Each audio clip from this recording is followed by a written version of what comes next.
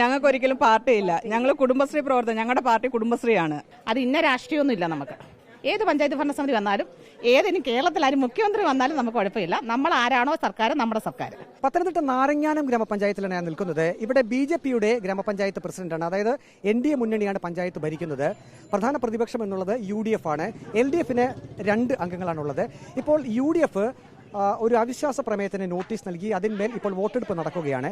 ഇതിനിടയിൽ ഇപ്പോൾ പ്രളയബാധിത പ്രദേശങ്ങളിലേക്ക് സാധന സാമഗ്രികൾ എത്തിക്കാനുള്ള ഒരു ശ്രമത്തിലാണ് കുടുംബശ്രീ അംഗങ്ങൾ. അതായത് മുകളിൽ അവിശ്വാസ പ്രമേയത്തിന്മേലുള്ള ചർച്ചയും അതിന്റെ വോട്ടെടുപ്പും ഒക്കെ നടക്കുന്നു.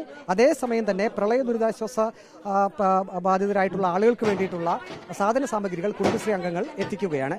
ഇതിപ്പോൾ എങ്ങോട്ടേക്കാണ് നിങ്ങളിത് കൊണ്ടുപോകുന്നത്? ഇരുപത് ദുരിതാശ്വാസ ക്യാമ്പുകളിലേക്കാണ്. നമ്മൾ ക്യാമ്പുകളിൽ മാത്രമേ സാധനങ്ങൾ എത്തിക്കത്തുള്ളൂ.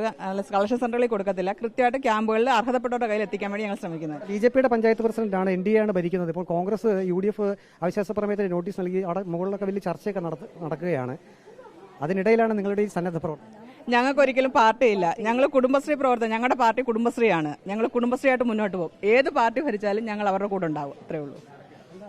ഞങ്ങൾ അവരുടെ കൂടെ ഉണ്ടാവും. ഏത് പാർട്ടി ഭരിച്ചാലും ഒറ്റക്കെട്ടായിട്ട് തന്നെ നിൽക്കും. ഞങ്ങൾ ഒരു പാർട്ടിക്കാരുടെ കൂടെ പാർട്ടികൾ വ്യക്തികൾക്ക് കാണും. പക്ഷേ കുടുംബശ്രീ ഞങ്ങൾക്ക് ഒരു പാർട്ടിയുമില്ല. ഞങ്ങൾ ഒറ്റക്കെട്ടായിട്ട് തന്നെ സഹകരിച്ച് മുന്നോട്ട് തന്നെ പോകും.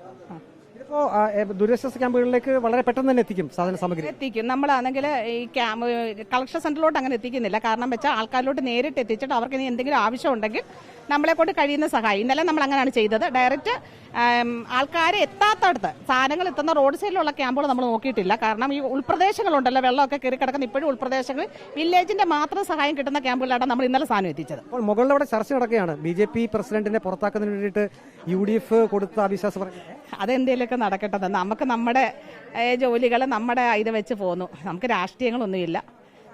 BJP ഭരിച്ചാലും UDF ഭരിച്ചാലും LDF ഭരിച്ചാലും ആണെങ്കിലും കുടുംബശ്രീ അവരോട് സഹകരിച്ചു പോകും.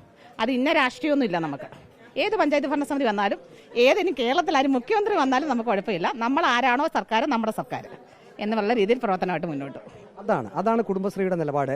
അവരിപ്പോൾ ഗ്രാമപഞ്ചായത്ത് ഓഫീസിൽ ഇപ്പോൾ അതിന്റെ മുകളിൽ ഹാളിൽ BJP പഞ്ചായത്ത് പ്രസിഡന്റിനെ പുറത്താക്കുന്നതിന് ഉള്ള അവിശ്വാസ പ്രമേയത്തിന്മേൽ അതിന്റെ നോട്ടീസിന്മേൽ ഇപ്പോൾ ചർച്ച നടക്കുകയാണ്. അതിന്മേൽ വോട്ടെടുപ്പ് ഇപ്പോൾ നടക്കുകയാണ്.